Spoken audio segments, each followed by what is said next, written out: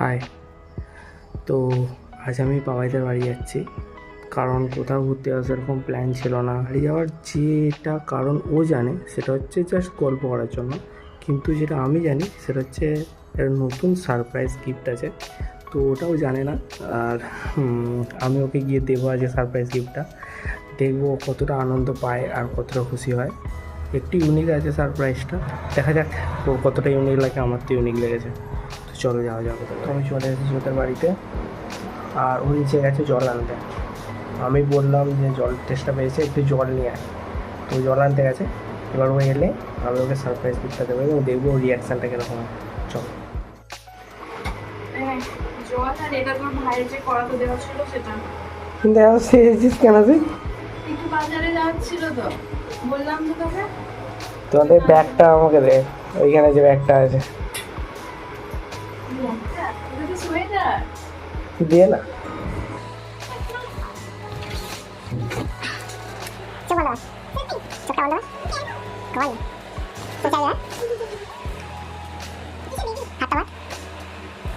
চোখটা খোল, তো খোল দেখ অনলাইনে। অনলাইনে। এটা সারপ্রাইজ ছিল, খোলা আছে তো। খুলে দেখেছি, চেক করেছি ঠিকঠাক আছে কিনা।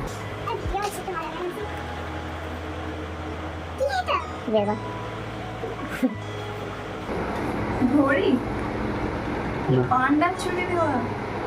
বের কর।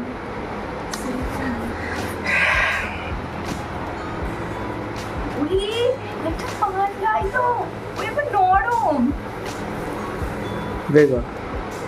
একটা ইউএসবি কেবল আছে ছোট। কেন আছে?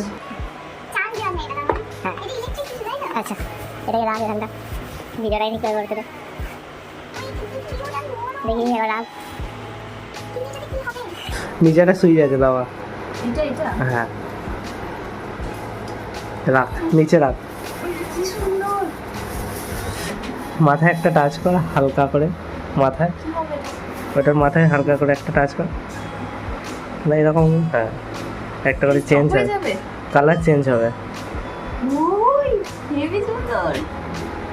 ও মা কি সুন্দর। এখানে চালাবি কিন্তু কেমন লাগলো বল?